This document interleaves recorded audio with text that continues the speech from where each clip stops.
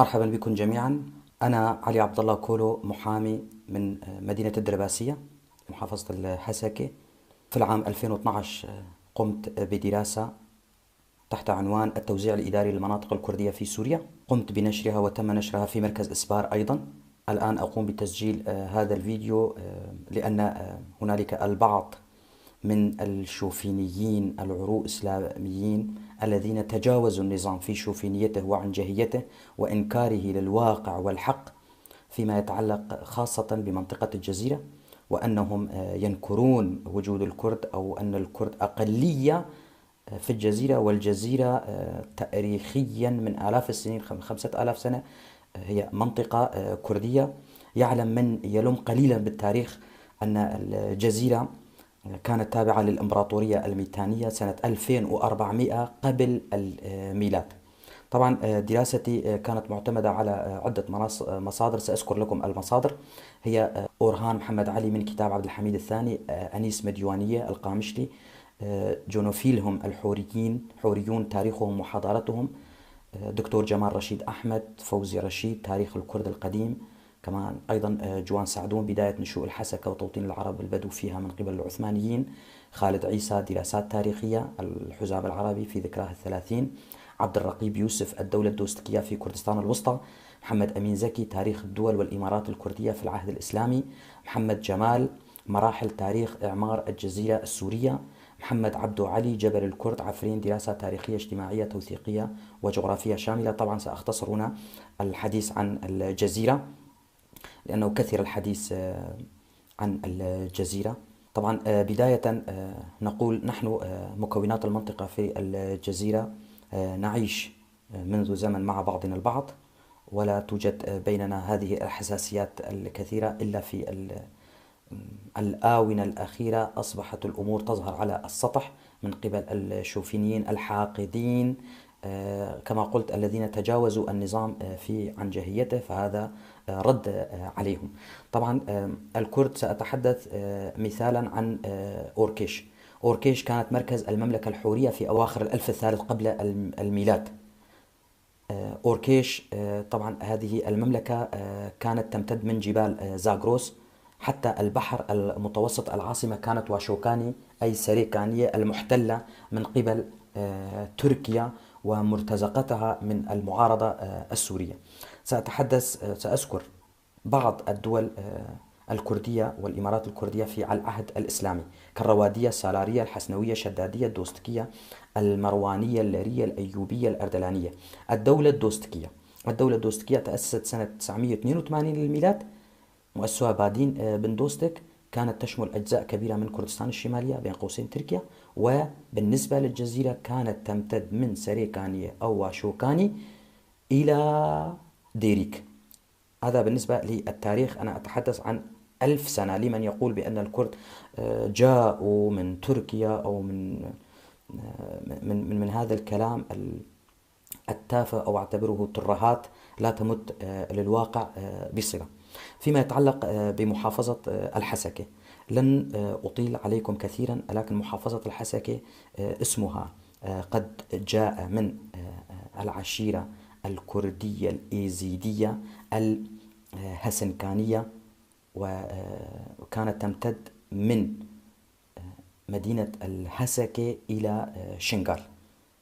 هذا بالنسبة للحسكة. أما يتعلق في النسب السكانية وغيرها في دراستي في مركز مدينة الحسكة، أركز مركز مدينة الحسكة، الكرد أعتقد 40%، العرب 40%، الباقي من الأخوة المسيحيين.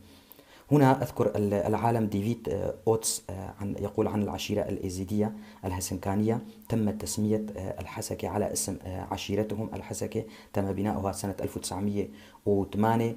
في هذا العهد كان السلطة العثمانية، السلطان عبد الحميد كان ضعيفا، والاتحاديون كانوا يسيطرون على الوضع، وهم من جلبوا العرب البدو إلى منطقة الحسكة. من هؤلاء العرب. هم من عشيرة الجبور القادمين من دير الزور، وأصلهم من شرق الجزيرة العربية، عشيرة البقار القادمة من شمالها، وعشيرة طي وأصلهم من العراق. طبعا لا تزال معاهدة العشائر العربية وتوقعهم موجودة في الأرشيف العثماني، تعهدوا فيه بعدم الاعتداء على حدود الإمارة الملية لإبراهيم باشا الملي الممتدة غربا حتى نهر البليج في الرقة.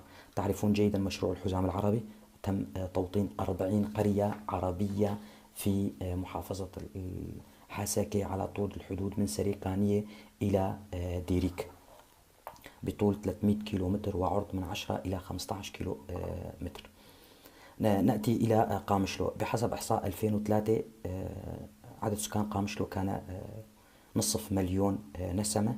النسبة التقريبية للكردية 80%. بالنسبة لسريكانية، يقول العلامة محمد أمين زكي نقلا عن السير سيدني سميث: كان هناك في العهود القديمة منطقة شمالها بحيرة وان، وشرقها كركوك، وجنوبها بابل، وغربها وادي الخابور، وكان يستقر في هذه المنطقة شعوب باسم السوبارتيون والسوباريون. في القسم الغربي من نهر دجلة كانوا يعرفون باسم الهوريين أو الحوريين، وكانت عاصمة الدولة التي شكلها الشعب السوباري هي الحلف الموجودة الآن في سريكانية، تابعة لسريكانية، وكانت العاصمة معروفة باسم واشوكاني. يعود ذلك إلى أواسط الألف الرابع قبل الميلاد، أي 3500 سنة قبل الميلاد، وليس منذ 50 سنة أو 70 سنة. بالنسبة لعامودة، يذكر محمد الآلوسي في كتابه نشوة المدام في العودة إلى دار السلام، يقول بأن كان فيها 70 بيتا وفيها مسجد، يدل على أن عامودة كانت عامرة منذ 150 سنة، وهي من أقدم مدن وقرى المحافظة. يوجد فيها 200 ألف نسمة، الكرد فيها 99%، المساحة 1000 كيلو متر، وعدد القرى 168 كلها قرى كردية. بالنسبة لسريكانية طبعا عدد السكان 124. أتحدث عن نهاية 2012. عدد السكان 124 ألف. المركز 40 ألف نسمة المركز. فيما يتعلق بالمركز نسبة الكرد كانت 35%، وعدد القرى التابعة لها 137 قرية. فيما يتعلق بالدرباسية، الدرباسية مساحتها 920 كيلو متر مربع، سكانها كانوا 111 ألف نسمة، يشكل الكرد أكثر من 97%. عدد القرى 204، تم ضم 31 قرية من هذه القرى لناحية أبو راسين. فيما يتعلق تلتمر 45 ألف نسمة، المساحة 1980 كيلو متر، والقرى 76 قرية. فيما يتعلق بمركز المدينة فهي تتساوى بين الكرد والعرب والأخوة الآشوريين. تلبراك عدد سكانها 50 ألف، مساحتها 116، عدد القرى 295، منها 73 قرية كردية تقع في الجهة الجنوبية. فيما يتعلق بزرقان أي أبو راسين، سكانها 41 ألف نسمة، المساحة 400 كيلو متر مربع، القرى 88 قرية خليط بين الكرد والعرب. تربة السبية تم تعريبها إلى القحطانية سنة 1969. طبعا إن لم تكن الجزيرة كردية لما تم كل هذا التعريب من قبل النظام. عدد سكان تربة السبية 130 ألف، مساحتها 865، وتتبع لها 142 قرية. تشل آغا ومعربة إلى الجوادية، سكان مركز المدينة 5000 من كرد وعرب وعدد قليل من المسيحيين، وإجمالي عدد السكان هو 30 ألف، مساحة 477، وعدد القرى 60 قرية. قركيلة معبدة 90 ألف نسمة، نسبة الكرد حوالي 98%، المساحة 102 كيلومتر مربع، 62 قرية. رميلان 3000 وحدة سكنية، 11 ألف نسمة، 40% من أبناء المنطقة والباقي موظفين من باقي المحافظات. ديريك 175 ألف نسمة، مركز المدينة 50 ألف، منهم 15 ألف مسيحي. قامت الحكومة بتوطين عائلات عربية للتأثير على التركيبة السكانية. المساحة 1140 كيلومتر مربع، وعدد القرى 126 قرية. طبعا بحسب ما توصلت إليه وبحسب منشق من الأمن السياسي في مدينة الدرباسية، قال لي بالحرف الواحد بأنه في العام 2006 مكتب الأمن القومي في سوريا قاموا بتوجيه الأمن السياسي وعن طريق النفوس كي يعلموا بنسبة الكرد في محافظة الحسكة. قال: توصلنا إلى نتيجة، طبعا تعاون مع النفوس، دوائر النفوس في المحافظة، بأن عدد الكرد هو 64%. 64% كرد، الباقي من باقي المكونات.